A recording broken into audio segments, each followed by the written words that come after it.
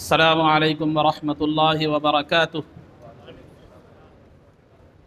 الحمد للہ رب العالمین والصلاة والسلام علی سید الانبیاء والمرسلین وعلی آلہ واصحابہ اجمعین ومن تبعہم بإحسان الى یوم الدین، اما بعد۔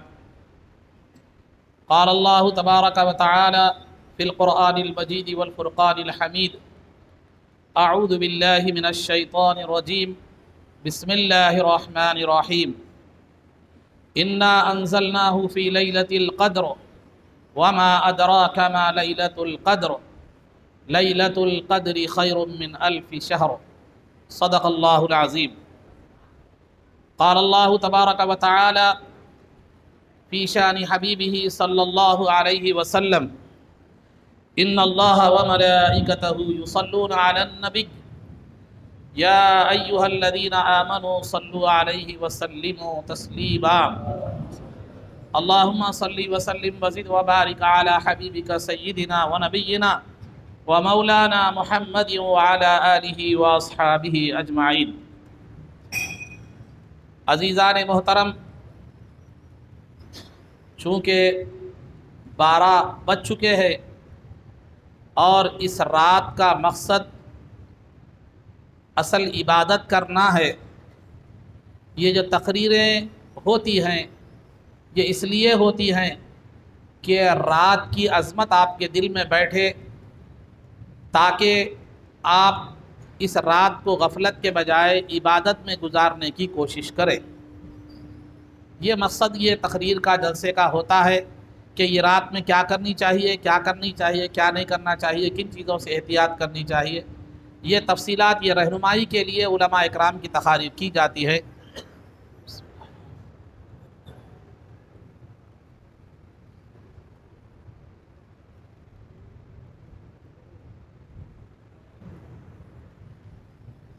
لہذا میں زیادہ وقت لیے بغیر مختصر طور پر جو ہے نا آپ حضرات کے سامنے گفتگو رکھتے ہوئے اپنی جو ہے نشست لے لوں گا۔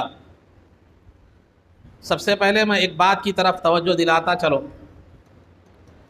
کہ ابھی آپ حضرات نے شاکر صاحب سے اور قطب صاحب سے نعت رسول صلی اللہ علیہ وسلم سماعت فرمائی۔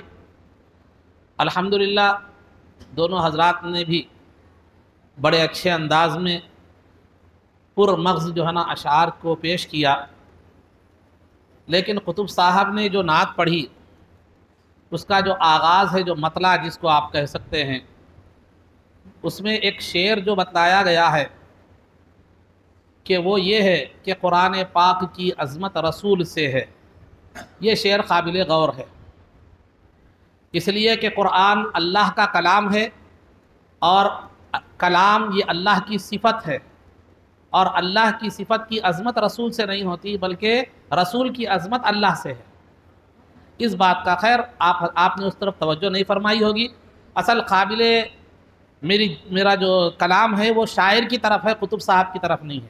قطب صاحب کو یہ بولنے کا مقصد یہ ہے کہ آئندہ اس شعر سے تھوڑا احتیاط کریں۔ تو قرآن پاک کی عظمت نہیں، اس کے بجائے آپ کہہ سکتے ہیں قرآن پاک کی دولت رسول سے ہے، یعنی قرآن پاک کی جو دولت ہمیں ملی ہے وہ رسول کے واسطے اور وسیلے سے، یہ کہہ سکتے ہیں آپ۔ تو لہذا سرکار کی عظمت اللہ سے ہے، اللہ کے کلام سے ہے، نہ کہ اللہ کے کلام کی عظمت سرکار سے ہے۔ تو لہذا خیر یہ تو ایک معمولی بات، ایک عام بات تھی، میں ضمناً آپ کے سامنے بتاتا ہوں کہ جو بھی شعراء حضرات اشعار لکھتے ہیں، نعتیہ اشعار، یا جو بھی نعت خواں حضرات نعتیہ اشعار پڑھتے ہیں، اس میں جو ہے نا مراتب کو ملحوظ رکھا جائے تو بہتر ہوگا، ورنہ بسا اوقات نعت شریف کا پڑھنا یا لکھنا بجائے سعادت مندی کے جو ہے نا یہ آخرت کی خرابی کا ذریعہ بھی کیا ہو سکتا ہے، بن سکتا ہے۔ تو جو حضرات اشعار جو ہے نا لکھ رہے ہیں، نعتیہ اشعار، ان سے بھی گزارش ہے کہ علماء سے کچھ اس بارے میں مشورہ لیں، کم از کم لکھنے کے بعد اشعار علماء سے رجوع کریں، اور پڑھنے والے نعت خواں حضرات بھی جو ہے نا اس کو علماء سے رجوع کریں۔ مقصد میرا تنقید نہیں ہے بلکہ آپ کی آخرت کی بہتری ہے، اگر اس سے تکلیف ہوئی ہے تو میں معافی چاہتا ہوں۔ تو بہرحال عزیزان محترم، یہ ایک قابل اصلاح ضروری بات تھی، میں نے اس کی طرف کیا کی، آپ کی توجہ کا مبذول کروایا۔ اب آئیے میں اپنے عنوان کی طرف جاتا چلو۔ عزیزان محترم، جو ہے ایک روح ہے اور ایک جسم ہے، ایک انسان کی روح ہے اور ایک کیا ہے معلوم ہے، اس کا جسم ہے۔ اللہ رب العزت نے روحوں کی پیدائش کے لیے اللہ رب العزت نے ذات مصطفیٰ صلی اللہ علیہ وسلم کو ذریعہ بنایا کہ آپ کے نور سے اللہ رب العزت نے تمام روحوں کو پیدا جو ہے نا فرمایا۔ تو آپ کا نور، رسول پاک صلی اللہ علیہ وسلم کا نور سبب ہے، ذریعہ ہے تمام روحوں کی پیدائش کا۔ اور اللہ رب العزت نے جسم کی پیدائش کے لیے آدم علیہ السلام کو ذریعہ بنایا کہ اللہ رب العزت نے آدم علیہ السلام کے ذریعے سے دنیا میں انسانیت کا آغاز فرمایا۔ پھر آپ کی اولاد ہی میں سے تقریباً 1,24,000 انبیاء علیہ الصلاۃ والتسلیم اس دنیا میں جو ہے تشریف لائے۔ تو بہرحال انسانیت کی روح کی تخلیق کا باعث نبی پاک صلی اللہ علیہ وسلم کا نور مبارک ہے، اور انسانیت کے جو ہے نا جسم کی تخلیق کا سبب اور ذریعہ یہ حضرت سیدنا آدم علیہ السلام کی ذات گرامی ہے۔ تو نتیجہ یہ ہے کہ دنیا کا آغاز خواہ وہ عالم ارواح کے حوالے سے ہو یا عالم اجساد کے حوالے سے ہو، یہ دنیا کا آغاز جو ہوا ہے وہ انبیاء علیہ الصلاۃ والتسلیم کی مبارک ذاتوں سے ہوا ہے۔ تو دنیا میں انسانیت کا آغاز بھی جو ہوا ہے تو وہ نبی کے ذریعے سے ہوا ہے، کیونکہ دنیا میں سب سے پہلے جو بھیجے گئے آدم علیہ السلام وہ نبی ہی تھے۔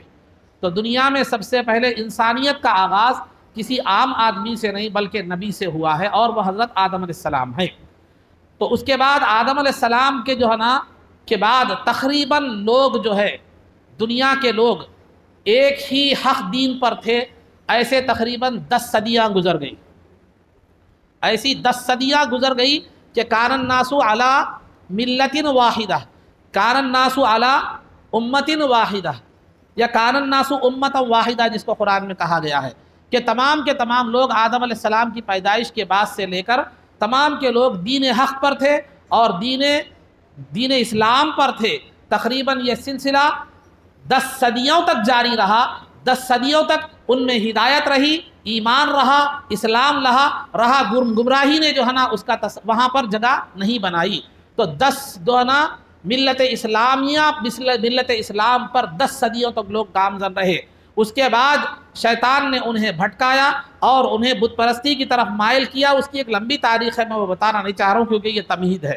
تو لہذا شیطان نے جب ان کو بھٹکایا، وہ بھٹک گئے، راہ راست سے بھٹک گئے، دین حق اور ملت اسلام سے بھٹک گئے۔ تو پھر ضرورت پیش آئی کہ ان کو توجہ دلانے کے لیے، انہیں دین حق کی طرف لانے کے لیے ایک نبی انبیاء علیہ الصلاۃ والتسلیم کو مبعوث کیا جائے۔ تو چنانچہ اس کے بعد اللہ رب العزت نے حضرت نوح علیہ السلام کو کیا کیا؟ بھیجا۔ چنانچہ اس کے بعد پھر کتابیں نازل فرمائی، انبیاء کا سلسلہ کیا ہوا؟ شروع ہوا۔ جب لوگ راہ راست سے بھٹک گئے تو اللہ نے انبیاء کے سلسلے کو بھی شروع فرمایا اور کتابوں کے سلسلے کو بھی جو ہے نا کا آغاز فرمایا۔ چنانچہ قرآن کریم میں اللہ رب العزت فرماتا ہے کان الناس امۃ واحدہ، کہ لوگ ایک ہی امت تھے، یعنی سب کے سب مسلمان تھے، سب کے سب دین حق پر تھے۔ تقریباً یہ سلسلہ 10 صدیوں یعنی 1 صدی 100 سال کی ہوتی ہے، تقریباً 1000 سال تک یہ سلسلہ جاری رہا، ہدایت کا سلسلہ۔ اس کے بعد جب لوگ بھٹک گئے تو اللہ رب العزت نے ان کی ہدایت کے لیے انبیاء علیہ الصلاۃ والتسلیم کو بھیجا۔ تو مبشرین و منذرین، انبیاء علیہ الصلاۃ والتسلیم آئے اور اطاعت کرنے والوں کو جنت کی خوشخبری، اور جو ہے نا اللہ کی نافرمانی کرنے والوں کو، کفر و شرک کرنے والوں کو دوزخ سے ڈراتے رہے۔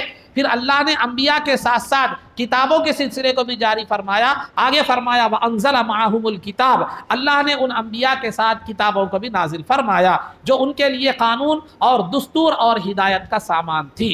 تو لہذا عزیزان محترم، انبیاء علیہ الصلاۃ والتسلیم کی تعداد تو کثیر ہے، تقریباً 1,24,000 انبیاء علیہ الصلاۃ والتسلیم اس دنیا میں آئے، لیکن جو آسمانی کتابیں اس دنیا میں اتری وہ 104 تھی۔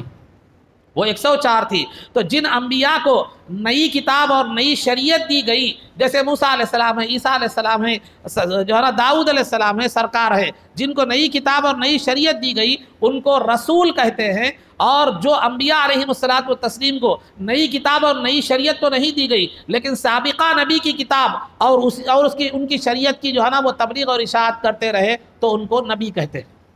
ان کو نبی کہتے ہیں۔ تو بہرحال اب کبھی کبھار رسول کو نبی کو رسول بھی جو ہے نا کہا جاتا ہے، لیکن یہ جو فرق یہ ہے، رسول وہ ان کو کہتے ہیں جن کو نئی کتاب اور نئی شریعت دی گئی، اور جو ہے نا نبی ان کو کہتے ہیں جو سابقہ نبی ہی کی کتاب کی اور اس شریعت کی کیا کرتے ہیں، وہ تبلیغ و اشاعت کا کام انجام دیتے ہیں۔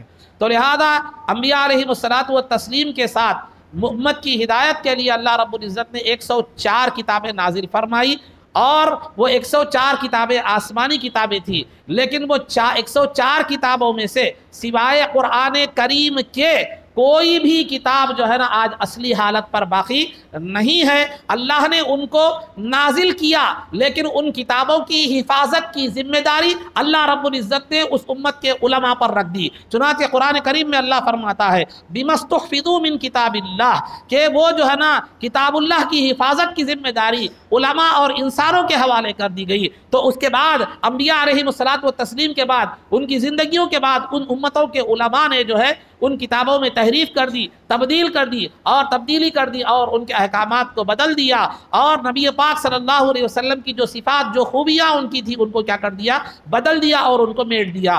تو لہذا وہ کتابیں آج اپنی اصلی حالت پر باقی نہیں ہیں۔ ہاں، ان کتابوں کے جو احکامات، جو واقعات، جو تذکرے قرآن کریم میں موجود ہیں، تو وہ قرآن کریم کے حوالے سے محفوظ ہیں۔ وہ قرآن کریم کے حوالے سے کیا ہے، محفوظ ہے، کیونکہ قرآن کریم کو اللہ نے نازل کر کے اس کی حفاظت کی ذمہ داری مخلوق کے حوالے نہیں فرمائی، بلکہ فرمایا اِنَّا نَحْنُ نَزَّلْنَا الذِّكْرَ وَإِنَّا لَهُ لَحَافِظُونَ، کہ ہم ہی قرآن کو نازل کرنے والے ہیں اور اس کی حفاظت کرنے والے بھی ہم ہی ہیں۔ چنانچہ آج دنیا کا ایک بہت بڑا دشمن اسلام انگریز دانشور، جس کو میور کہا جاتا ہے، وہ ہمیشہ اسلام کے نقائص بیان کرتا ہے، خرابیاں بیان کرتا ہے، اور اسلام کی جو ہے نا ہمیشہ توہین کرتا ہے، اس کی تحریر اسی بنیاد پر مبنی ہوتی ہے۔ لیکن وہ بھی یہ کہنے پر مجبور ہو گیا کہ 1400 سال سے اگر آسمان کے نیچے کوئی محفوظ کتاب ہے تو وہ قرآن ہے، وہ قرآن ہے۔ تو الغرض عزیزان محترم، بتلانا یہ مقصود ہے کہ ساری کتابیں ختم ہو گئی، ان کے احکامات ختم ہو گئی، اور اگر وہ کتابیں محفوظ بھی ہیں تو قرآن کی حفاظت، قرآن کے حوالے سے محفوظ ہے، کیونکہ اللہ نے قرآن کو کی حفاظت فرمائی، قرآن کو محفوظ بنایا، تو اس کے ان سابقہ کتابوں کے جو واقعات، جو تذکرے ہماری قرآن میں ہے، وہی جو ہے نا محفوظ ہے، باقی تمام چیزیں محفوظ اپنی حالت پر نہیں ہیں۔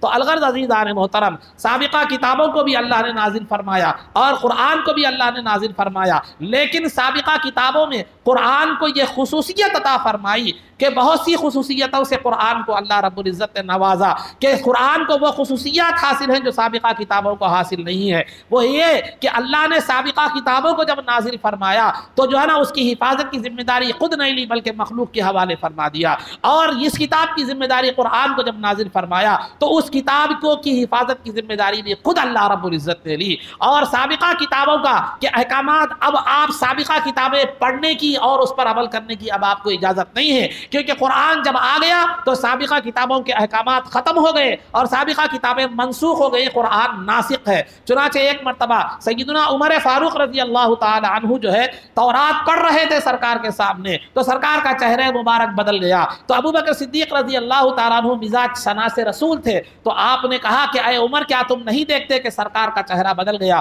تو فوراً عمر فاروق رضی اللہ تعالیٰ عنہ نے کہا کہ رضیت باللہ ربا وبالاسلام دینا نبی محمد صلی اللہ علیہ وسلم رسولا، کہ میں اللہ کو رب مانتے ہوئے، محمد صلی اللہ علیہ وسلم کو رسول مانتے ہوئے اور اسلام کو دین مانتے ہوئے راضی ہو گیا۔ تو اس کے بعد سرکار نے فرمایا اے موسیٰ، اے عمر، اگر موسیٰ بھی اگر اب باحیات ہوتے تو سوائے ان کو میری اور میرے قرآن کے اتباع کی کوئی اور چارہ نہیں ہوتا۔ جب قرآن آ چکا ہے تو پھر اسی کے احکامات پر عمل کیا جائے گا، اور دیگر کتابوں کے جو احکامات پر عمل بھی ہوگا تو وہ قرآن میں ہیں اور قرآن کے حوالے سے ہیں، تو قرآن کے حوالے سے اس پر عمل ہوگا۔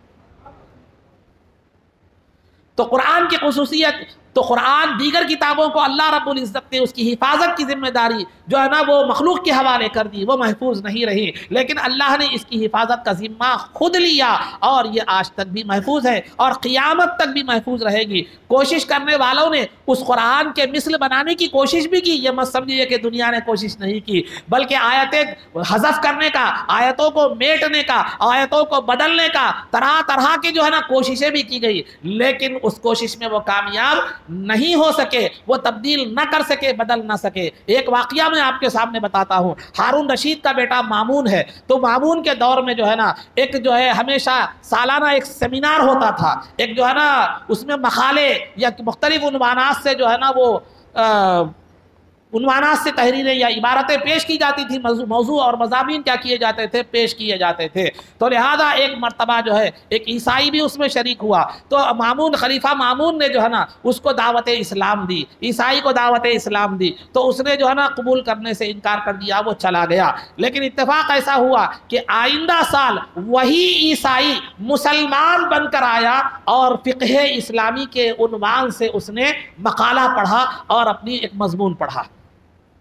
تو خلیفہ مامون کو تعجب ہوا کہ کیا بات ہے، اسلام پیش کیا گیا تھا لیکن قبول نہیں کیا، لیکن پھر آج خود مسلمان بن کر آیا ہے۔ تو جو ہے نا خلیفہ مامون نے پوچھا کیا بات ہے، یہ تبدیلی کس بات پر، یہ انقلاب زندگی میں کیسے آیا؟ تو اس عیسائی نے کہا کہ میں ایک بہترین جو ہے نا کاتب ہوں، رائٹر ہوں، بہترین کتابت کرنے والا ہوں۔ جب میں یہاں سے گیا تو میرے دل میں خیال پیدا ہوا کہ میں قرآن کے کچھ نسخے لکھا، اس میں دیگر عبارتیں بھی میں نے شامل کر دی، اور اس کے اندر میں نے تھوڑی سی